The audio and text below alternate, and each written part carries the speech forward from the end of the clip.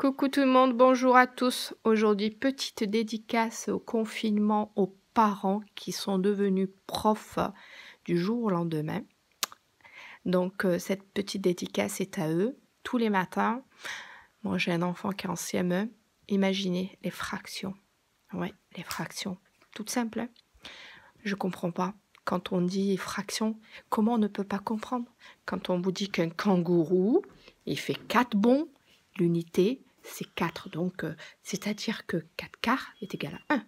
Quand on vous dit combien il fait quand il fait un bond, c'est quoi l'unité? Bien sûr, on ne trouve pas. Comment on ne peut pas trouver un quart?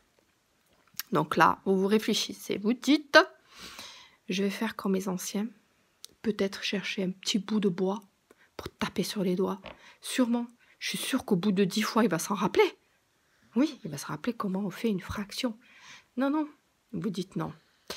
Confinement, si après le confinement, je me retrouve style au ponté dans une pièce enfermée parce que mon fils sera porté plainte contre moi pour parce que je leur ai un enfant battu.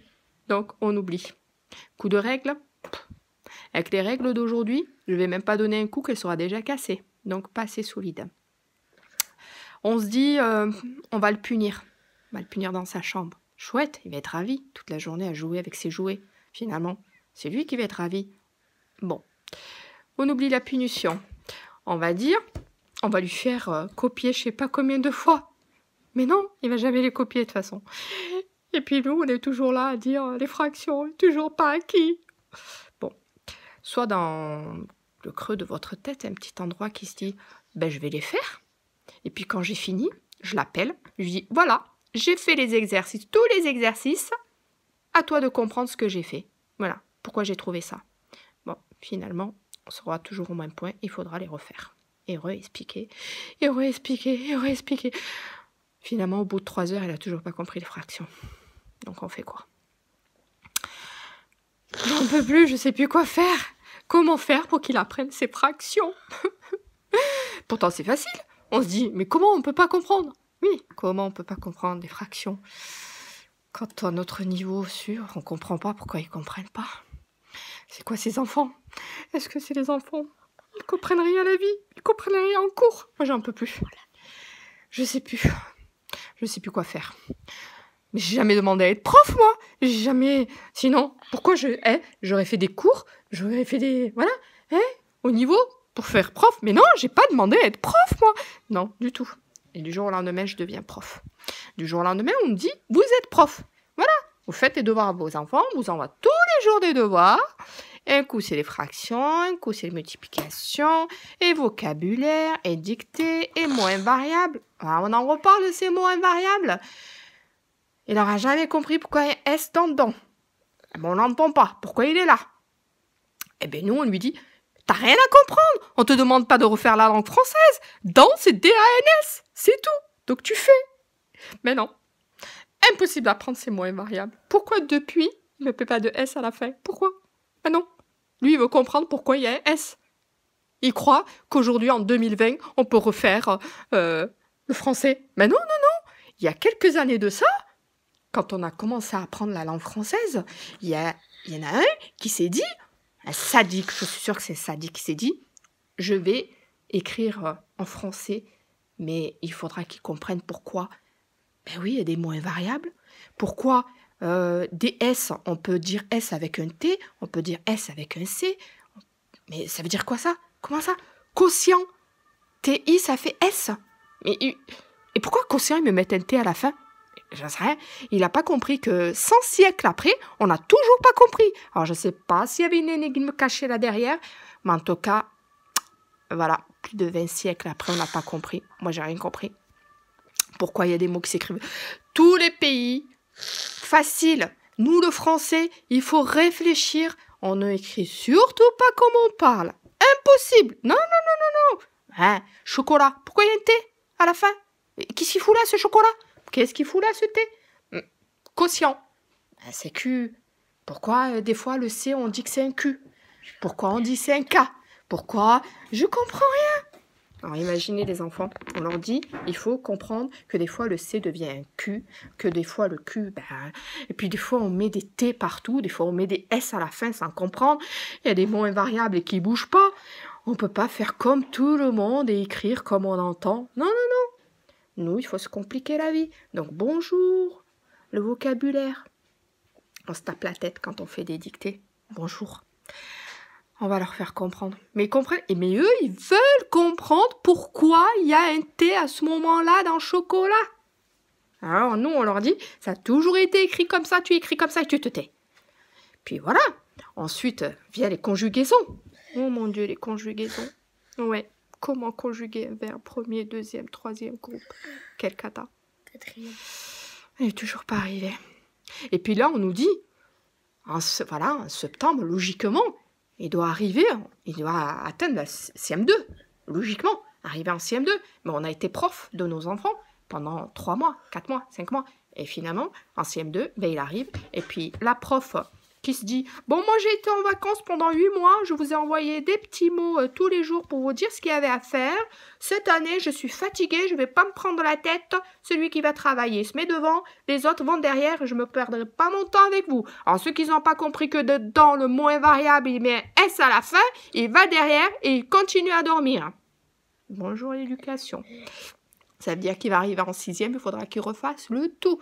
Les mots invariables, comment on écrit les mots, il faudra qu'il refasse les fractions simples. Ah oui, toutes simples. Il faudra qu'il apprenne les tables de multiplication parce qu'elles ne sont pas acquises. Il faudra qu'il apprenne la conjugaison parce que ce n'est pas acquis. Et puis après, ils vont nous dire, c'est la faute des parents. Ils n'ont pas fait leur boulot correctement. Ce n'est pas des bons profs. Mais j'ai rien demandé, moi je ne veux pas être prof. Je veux pas être prof. Non, je ne veux pas être prof. Tout ça pour dire... Voilà, pour dire que bon courage à tous les parents qui sont devenus profs du jour au lendemain. À tous les parents que tous les matins ils se disent on va essayer d'être de bons professeurs. Tous les matins on se dit motivé, on se lève tellement motivé à se dire aujourd'hui on va boucler le travail de la journée. Notre enfant il va ressortir, il va connaître les fractions, ses mots invariables, on va faire une dictée avec 0 faute, on va apprendre toutes les conjugaisons et demain on reprend le travail. Mais ça, c'est pas ce qui arrive. Hein, parce que midi arrive et on n'a toujours pas fait le premier exercice de maths. Donc finalement, on est toujours en retard. Bon, c'est pas grave, hein, on travaillera pendant les vacances. Hein. Bon, on va essayer qu'il ait quand même un niveau en arrivant en CM2, quand même. Quand même, mais bon. Donc c'était, oui, d'habitude, j'ai fait des cours de cuisine. Aujourd'hui, c'était pour une petite dédicace à tous les parents, comme je dis, tous les parents qui sont devenus profs par intérim. Comment devenir prof du jour au lendemain? Coronavirus nous a montré qu'on était obligé d'être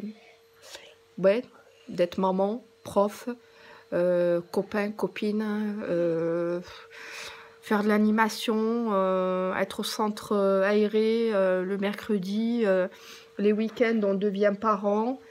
Donc coronavirus, il nous aura appris plein de choses. Qu'on peut devenir prof si on veut. Ouais, tous les jours même. Même les mercredis.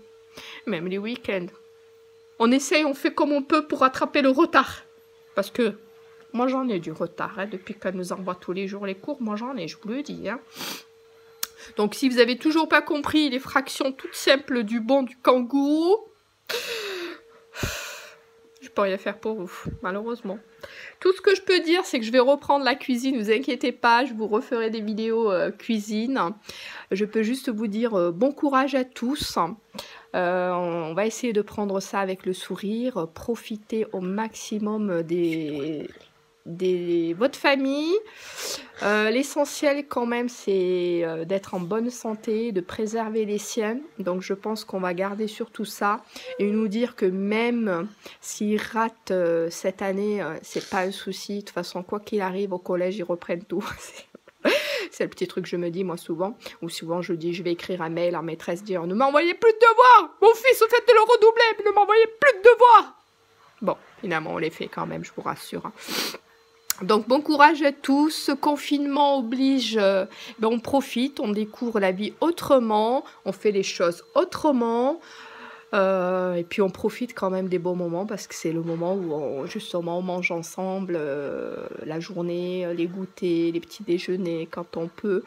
Et puis, quand on a à peine travaillé 5 minutes, que votre enfant vous dit « Tu sais, maman, on a quand même, on a, nous, une récréation avant la cantine et après la cantine. Hein » Mais il n'a pas compris qu'on venait de commencer de travailler, mais qu'il n'y avait pas de cantine. Mais bon, faut prendre ça avec humour, plein d'humour. Donc, restez chez vous. C'est le conseil, c'est juste un petit conseil. Profitez de votre famille, même s'il fait beau, qu'on a envie de promener dehors, on ne le fait pas, on reste à la maison et on vit notre confinement avec plaisir, avec de se lever, de prendre les choses comme elles viennent.